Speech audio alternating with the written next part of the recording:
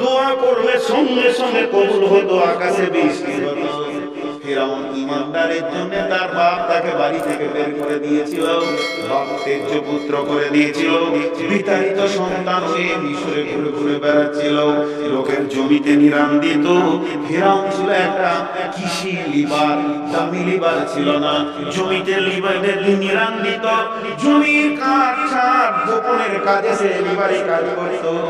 ফিরআউন শব্দের ফার্সি অর্থ হলো প্রধানমন্ত্রী, প্রাইম মিনিস্টার। তো ফিরআউনের নাম অন্য, তখনও কৃষি কাজ করত। সেই জামানার যে ফিরআউন, আপনার কি নাম মিশরে ছিল, সে বাঁধা। সে এবার বললো আমার কোনো সন্তান নাই, একটা আল্লাহওয়ালা ছেলে যদি কেউ আমাকে এনে দেয়, আমার অনেক রোগ হয়ে গেছে, আমি মারা যাব, দেশটা তার হাতে আমি তুলে দিব। গোটা মিশরে তিলে তিলে খুঁজো, ভালো ইমানদার ছেলে পেয়ে আছে, যার হাতে মিশরের দায়িত্ব দেওয়া হবে, ওই আল্লাহওয়ালা ছেলেটা কই? খুঁজে খুঁজে পাওয়া গেল অমুকের ঘরে একটা লিবার আছে, সেই লিবারটা নিরানের কাজ করে, কৃষি কাজ করে, গোপনের কাজ করে, বীজ মারে, ওর অন্য কোনো যোগ্যতা নাই। তবে লোকটা এত ভালো, যুবকটা হাত তুললে আকাশ থেকে অজর নয়ন মানে মুষলধার বৃষ্টি হয়। ফিরআউন বলল এই ছেলেটাই দরকার, এটা আল্লাহর সঙ্গে কানেক্ট আছে, এত ভালো ছাড়া দেশের আমানত কার হাতে দিব? যখনই ওর হাতে দিয়ে দিল দেশটা, এ মারা গেল, গদি থেকে চলে গেল। ফিরআউনের পাশে চুটকি মেরে এসে হাজির হলো, তার নাম হলো হামান। হামান ছিল খুব বুদ্ধির বেঈমান। এবারে ফিরআউনকে ধীরে ধীরে ধীরে ধীরে জ্ঞান দিতে শুরু করলো, তুমি দোয়া করলে কবুল হয়, তোমার মতো আল্লাহওয়ালা কে আছে? অতএব তুমি একটা আইন চালু করে দাও, পৃথিবীর যে কোনো কোণে যে কেউ থাকে, ওখানে বসতে দিব না, আরো হবে চারজন আর হবে, কোথাও বসবেন না। ফিরআউন বলছে একে কি করো? ধীরে ধীরে ধীরে ধীরে আস্তে আস্তে ওকে নিয়ে যেতে যেতে যেতে প্রথম বলে তোমার দেশের লোককে বলে দাও, তারা যেন বছরে একবার তোমাকে দেখা করে। তারপরে বলে মাসে যেন দেখা করে। তাহলে মাসে দেখা করতে কষ্ট হবে, একটা কাজ করে দাও ফিরআউন, তোমার মুক্তি সব ঘরে রেখে দাও, যেন যে কোনো কাজে বেরিয়ে যাবে তোমাকে বলবে হে ফিরআউন কাজে চললাম। এইভাবে হামান ফিরআউনের মতো দামি ব্রেনটাকে নষ্ট করতে শুরু করলো। করতে করতে ফিরআউন দেশে আইন চালু করে দিল, প্রতিটি বাড়িতে দোকানে যেন আমার মূর্তি থাকে। এরপরে দ্বিতীয় আইন হলো মূর্তিকে না দেখা করে যেন কেউ কোথা না যায়। তৃতীয় নম্বর হামান বললো যথেষ্ট হয়ে গেছে, দেশের পূজার আপনাকে কনভিন্স করে কাজ করছে, এখন আপনি নিজেকে আল্লাহ বলে ঘোষণা করে দিতে পারেন। তখনই ফিরআউন বলল আনা রাব্বুকুমুল আলা। ফিরআউন বুঝতে পারলো না আমি কোন জায়গায় ছিলাম, কোন জায়গায় পৌঁছে গেলাম। ওই ফিরআউন অন্তর থেকে জানতেন আল্লাহ একজন আছে। রাত্রিতে কাঁদতে বলতেন মাবুদ তুমি আমাকে বেইজ্জতি করো না।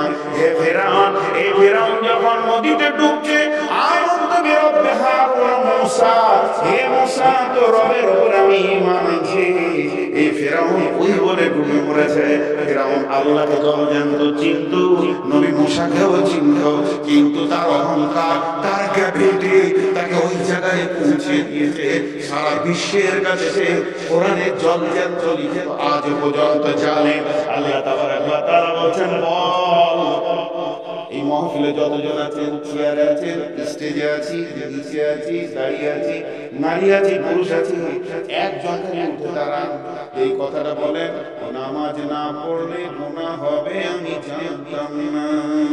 একজন বলেন, একজন খালি বলেন, আমি একটা লোক দেখতে চাইছি সে দাঁড়িয়ে বলবে নামাজ না পড়লে গুনাহ হয় এটা আমি জানি না, আজ প্রথম শুনলাম। তাহলে তুমি ফিরআউন থেকে কোথায়? এত জানার পরও আল্লাহকে তাওয়াক্কুল তুমি করো না। আল্লাহ তাবারক ওয়া তাআলা বলছেন দেখ আদকে তাওবা করেছি, শামুককে তাওবা করেছি, সাবাকে তাওবা করেছি, ফিরআউনকে তাওবা করেছি, যে নিজের রাজ্যের বাইরেও গিয়ে মাস্তানি মেরেছে তাকেও তাওবা করেছি, সমস্তগুলোকে আমি তিলে তিলে তাওবা করে দিয়েছি। এই মানুষের ভিতরে দুটি চরিত্র আমার আল্লাহ বলছেন যে বছর জমিতে ধান বেশি দিব, পেঁয়াজ বেশি দিব, ডাম্পার বেশি লাভ দিব, চারিদিক থেকে টাকা আর টাকা ঢুকবে, তখন আমার গোলামরা বলবে যে আমার আল্লাহ রব্বুহু আমাদেরকে সম্মান দিয়েছে। হাজি ভাই, মাঝে একটা কথা জিজ্ঞেস করি, আপনাদের বিরক্ত লাগেনি তো? এই যে বসতে আছে, এটা আমার বড় ভাই। আমি যখন বাচ্চা ছেলে প্যান্ট পরা, হাফ প্যান্ট পরা, তখন আমার গ্রামের ছাত্র, আমি হাফ প্যান্ট পরে তখন আর এইদিকে বসে আছে, এটা আমার পেশা, অনেক মহব্বতের মানুষ। তবে যে কথা আপনাদের সামনে বলছি, একটু ধরে মনে মনে মনে ভাবছে আদায় কখন করবে রে, মনে মনে ভাবছে, খালি চানটা কল্পনা করছে। তবে ইনশাআল্লাহ সবাই দেবেন, কিন্তু মানুষের দুটো চরিত্র কালা তুলে ধরেছেন। এই জায়গায় একটা দুটো কথা বলবো। এই দিনাজপুরে কালেকশন করছি মোটামুটি বছর 4 আগে, লকডাউনের আগে। ভাই আল্লাহর রাস্তায় মাদ্রাসায় কিছু দেন, ভাই আল্লাহর রাস্তায় মাদ্রাসায় কিছু দেন। একজন যুবক এসে বলছে, হুজুর 500 টাকা নেন, আমার আব্বা মায়ের জন্য দোয়া করবেন। তাই বললাম, ভাই 500 টাকা দিচ্ছেন, আপনি বড় চাষি মানুষ, 1000 টাকা দেন। তো ও মুখটাকে এরকম করে, তার মানে সেই বছর দিনাজপুরে এত বন্যা হয়েছিল, এমন চাষি আছে তাকে এক ঘুষি ধান কাটতে হয়নি। ওইটা উনি বলছেন। ওই যখন এই কথাটা বললে, তখন ওকে আমি বলছি, ভাই একটা কথা জিজ্ঞেস করবো না? হ্যাঁ, ক বছর পর এই বন্যাটা হয়েছে? ভয়াবহ, এর আগে হয়েছিল না প্রতি বছর হয়? বলছে না, মুরব্বীরা বলছে এটা 33 বছর পর হলো। ক বছর পর হলো? বুঝতে পেরেছেন? 33 বছর পর হলো। তখন আমি বলছি, ভাই 35 বছর আল্লাহ আপনাকে দিয়েছে, 1 বছর খালি আল্লাহ নিয়েছে, এত প্যাঁ প্যাঁ করবেন? বলছে তাহলে 2000 টাকা নেন। এবার ওর বুঝে এসছে কি 500 থেকে 2000-এ চলে গেল। তা আপনাদেরকে একটা ছোট্ট ঘটনা শোনাই, গল্প আর কি। এই গল্পের ভিতরে জ্ঞান আছে, দুটো আয়াত এই গল্পের ভিতরে ঢুকে যাবে। আপনারা বিরক্ত হচ্ছেন না তো?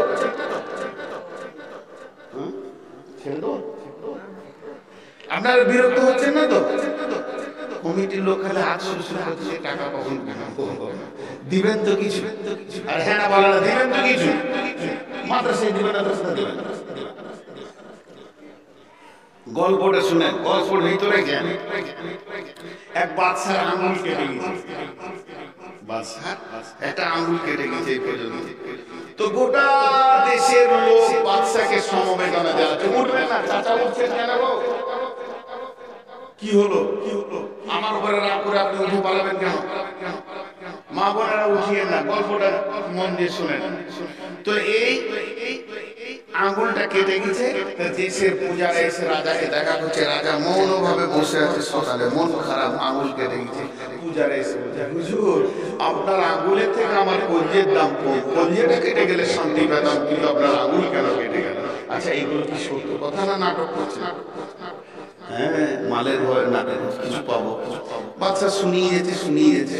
মন্ত্রী গেছিল বিদেশে, রাতে এসছে, দিদির কাছে শুনেছে যে বাচ্চার আঙুল কেটে গেছে। সকালে মন্ত্রী আল্লাহওয়ালা মানুষ তো, সকালে মন্ত্রী যাচ্ছে, দেখছে বাদশাহ মন বাড়িতে বসে আছে, গিয়ে বলছে, আসসালামু আলাইকুম। ওয়ালাইকুম আসসালাম। হুজুর আপনার হাত দুটা দেখি। দেখ, কেটে গেল রে। তো মন্ত্রী বলছে, আলহামদুলিল্লাহ। আচ্ছা, আলহামদুলিল্লাহ বলবেন ইংরেজিটা? আর যেই বলেছে আলহামদুলিল্লাহ, বাসে চুল করেছে, আমার আঙ্গুল কেটেছে, তুই আলহামদুলিল্লাহ, আর তুই আবার আমার মন্ত্রী? এই প্রহরী, কোন জেলে তালা খোল, ধরে চালা, কতল করা হবে। মন্ত্রীর বাদশার সঙ্গে এত বড় প্রচারণা, এর মন বিরক্ত হয়ে সঙ্গে সঙ্গে ওকে জেলখানায় ভরে দিয়ে তালা মেরে দিল। পরশু দিন তোকে কতল করা হবে, লেগে দেখ পরোয়ানা, মোহরি লিখে দিল। এবার বাদশাহ বলছে, ওকে নিয়ে সব জায়গায় ঘুরতে যাবে, যেখানেই যেত মন্ত্রী, যেখানেই তোকে ভরে দিয়ে তালা। বাদশাহ একা বেরিয়ে পড়লো, বন্দুক নিয়ে, তীর নিয়ে শিকার করতে হলো জঙ্গলের ভিতরে। ঘোড়া দৌড়ছে, যেতে গভীর জঙ্গলে গিয়ে বাদশা রাস্তা ভুল করে দিয়েছে, সোজা চলে গেছে, মনে করলেন আন্দামানে। আন্দামানে মানুষে মানুষ খায়, আমাদের দেশে আন্দামানে মানুষে মানুষ খায় কি খায় না? আসামে পার হয়ে আন্দামান, এবার ওই রকম জায়গায় বাদশা চলে গেছে। কিছু সেই লোক যারা থাকে যারা মানুষে মানুষ খায়, ওরা বাদশাকে ঘেরে ধরে নিয়েছে। মালটা তো খুব ভালো হবে, বাস বাদশাকে বেঁধে নিয়ে ঘোড়া সহ চলে গেল নিজের গ্রামে। এবার মনে মনে বলছে কি সুন্দর দেখতে মানুষ, মাংসগুলো ভালো হবে, চর্বি ভালো হবে। সন্ধ্যাবেলায় বসে বসে অল্প বসে কালকে বিরিয়ানি বানাবি না তাহারি বানাবি, বল এত দামি মাল বেশ। বাদশা তো মনে মনে ভাবছে আর উপায় নাই, আমার জান চলে যাবে, উপায় নাই। এবার বাদশা মনে মনে ভাবছে কি হবে। ওখানে ওখানে আলোচনা চলছে, সমস্ত কিছু হাঁড়ি থালা সব রেডি হচ্ছে, মাল আসছে, কালকে কাটা হবে বাদশাকে। বাদশা দেখে গেল সকালবেলায় একদিকে চুলোর কাজ চলছে, হাঁড়ি ধোয়া চলছে, মশলা খটাং খটাং করে রেডি করছে। এবার বাদশাকে কাটার জন্য নিয়ে গেল। দেবদেবী রাবণের পূজা করে, রাবণের সামনে ওকে কতল করে পিস পিস বানাবে। ওর হাত দুটোকে যখন পেছন দিকে এমনি করে বাঁধতে গেছে, তখন দেখছে একটা আঙুল কাটা, একটা আঙুল কাটা। বলছে দাঁড়া রে, আঙুল কাটা, মালটা কি আছে কে জানে, লক্ষণ কি চলছে, পুরোহিতকে জিজ্ঞেস কর। মন্দিরে বসে আছে পুরোহিত। পুরোহিত, হে আমাদের দেব ঠাকুর, এই লোকটাকে কাটার জন্য এনেছি, কিন্তু বাম হাতে তর্জনী আঙুল কাটা। পুরোহিত বলছে দাঁড়া লক্ষণ দেখি। বিড়বিড় বিড়বিড় করে মন্ত্র করে বলছে আজকে কি বার? বলে শনিবার। বলে শনিবার ধরেছ, রবিবার কাটছো, জোরে ওর যে আঙুলটা কাটা আছে ওকে যদি তোমরা কেটে দাও বংশ ধ্বংস হয়ে যাবে। দেখ ছেড়ে দে, যেখান থেকে এনেছিল ওইখানে ছেড়ে দিয়ে চলে গেল জঙ্গলে। সেই ঘোড়া নিয়েছে, বাদশা দ্রুত গতিতে ঘোড়া ডাকিয়ে নিয়েছে। বলছে জাল্লাদ রে, তাড়াতাড়ি করে জেলখানাটা খুলে দে, মুখরিকে বার করে দে। আজকে আমার আঙুলটা কাটা ছিল বলি জানে বেঁচে গেলাম। আলহামদুলিল্লাহ বলেছে, এত ঠিক বলেছে। মন্ত্রীকে বলছে তুমি যে আলহামদুলিল্লাহ বলেছো, আজকে আমার এই আঙুলটা যদি কাটা না থাকতো তো আজকে আমি বিরানি হয়ে যেতাম। যাক বেঁচে গেলাম। তো মন্ত্রীকে জিজ্ঞেস করছে তুমি আলহামদুলিল্লাহ বললে কেন, এটা বলো তো।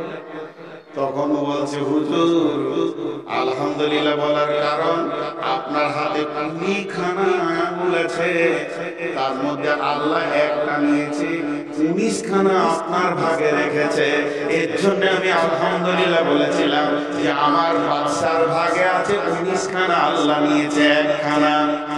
অতএব আল্লাহ কখনো মাল দেবে, কখনো মাল নিবে, দুই অবস্থায় মুমিন আলহামদুলিল্লাহ বলবে।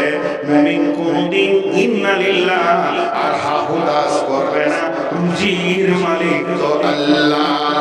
তখন মন্ত্রী বলছে বাদশা মশাই, আল্লাহ আপনার হায়াত দারাজ করুক, আপনি আমাকে জেলে ভরে তালা মেরেছিলেন, এটাও আলহামদুলিল্লাহ।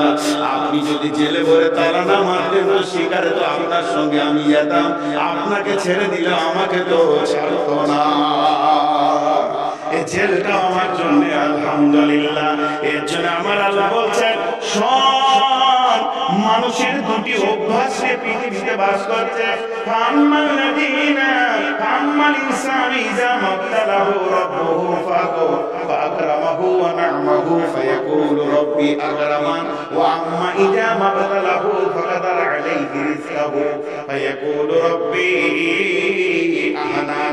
আমি যখন তাদেরকে মাল দিই তারা বলে আল্লাহ ইজ্জত দিয়েছে, আর যখন তাদেরকে মাল আমি কমিয়ে দিই তারা বলে আল্লাহ বেইজ্জতি করেছে। না, আমি কাউকে তো বেইজ্জতি করি না রে, আমি রব এমনটা নয়, বরং আমি তোদেরকে মাল কমিয়েও পরীক্ষা করি। কখনো খেয়ে যদি তোর শরীর ঠিক থাকে খাবি, না খেয়ে যদি শরীর ঠিক থাকে তো না খেয়ে তুই সুস্থতা অবলম্বন করবি। তাহলে আল্লাহ প্রথম দিকে কসম খেলেন, তারপরে বললেন তোর বিবেকের চেতনতা ফেরা, বেঈমানদের মতো তুই ঘুরে বেড়াবি না, আমার বিরুদ্ধে শুকরিয়া আদায় করবি, বিরুদ্ধে কথা বলবি না। তারপরে আমার আল্লাহ বলছেন কাল্লা বাল্লা তুকরিমুনাল ইয়াতীম ওয়া লা তাহাজুনা আলা তা'মিল মিসকিন ওয়া তাকুলুনাত তুরাসা আকালাল লাম্মা ওয়া তুহিব্বুনাল মালা হুব্বান জাম্মা। খবরদার, এতিমকে তোরা এতিমকে কেন সম্মান করিস না? এতিমকে যত দিন তোর সম্মান করতে থাকবি, ফিরাউনের চাল তোদের কাছ থেকে চলে যাবে, আর সামুদের চাল চলে যাবে। মানুষ যখন এতিমের দিকে তাকাবে তখন সে কি বুঝবে? আমার দিকে একবার তাকান। আপনি রাস্তায় হাঁটছেন, একটা ছেলে কাঁদছে, আপনি জিজ্ঞেস করলেন বাবা আমার দিকে, আপনার ধ্যানের সঙ্গে তাকাচ্ছেন তো? একবার বলেন হ্যাঁ বলেন। তাকান। আপনি রাস্তায় হাঁটছেন, একটা ছেলে দাঁড়িয়ে আছে, মাসুম বাচ্চা, কাঁদছে, করে চোখ টেনে টেনে কাঁদছে। আপনি জিজ্ঞেস করলেন বাবা কি হয়েছে? বলছে আমার 100 টাকা হারিয়ে গেছে। আর একটু আগিয়ে গেলেন, একটা ছোট্ট মেয়ে কাঁদছে, মারে তুই কাঁদছিস কেন? বলে আমার নাকেরটা হারিয়ে গেছে। আর একটু এগিয়ে গেলেন, আর একটা মেয়ে ছোট মাসুম কাঁদছে, হে মা তুমি কাঁদছো কেন? আমার কানের দুটো তেজা হারিয়ে গেছে। আর একটু গেলেন, একটা ছোট ছেলে কাঁদছে, বেটা তুমি কাঁদছো কেন? বলে আমার ছোট্ট সাইকেলটা জলসে এনেছিলাম, কে নিয়ে নিয়েছে, হারিয়ে গেছে। আর একটু এগিয়ে গেলেন, উস্কো খুস্কো চুল, চোখে পানি মিশুরি, দুই চোখ ভরে কাঁদছে। আপনি জিজ্ঞাসা করছেন সোনা মানিক তুমি কাঁদছো কেন? ওর টাকা নাই, ওর টাকা হারিয়েছে, ওর কানের হারিয়েছে, ওর নাকের হারিয়েছে, ওর সাইকেল হারিয়েছে, তোমার কি হারিয়েছে বাবা? চোখের পানিতে বলছে আমার আব্বা মা হারিয়ে গেছে, তারা আর পৃথিবীতে নাই। আল্লাহ বলছে সব থেকে কার ধন হারিয়েছে তোরা এবার বের কর। এতগুলো যদি ঝাড়ালো, 25টা ছেলের 25 রকম মাল হারিয়েছে, আর এই ছেলেটা বলছে আমার আব্বা নাই, পৃথিবী থেকে চলে গেছে, হারিয়ে গেছে, আমার মা নাই, হারিয়ে গেছে। হে বেঈমানের দল, তোকে আমি 1 বছর ধান দিইনি, আর এই ছেলেটা চিরজীবনের জন্য মা বাপকে মাইনাস করেছি, তোর থেকে ও দুঃখী না, ওর থেকে তুই দুঃখী। এর জন্য আল্লাহ মানের পরে পরে এতিমের কথা বলতেন, কাল্লা বাল্লা তুকরিমুনাল ইয়াতীম, এতিমের ব্যাপারে তোমরা গুরুত্ব দাও না বলি অট্টালিকার মায়াতে বসে আছো। জানো ওর কোল থেকে ওর মাকে নিয়েছি, আব্বাকে নিয়েছি। ওয়ালা তাহাজ্জুনা আলা তামিল মিসকিন, মালকে যদি আবার ফিরিয়ে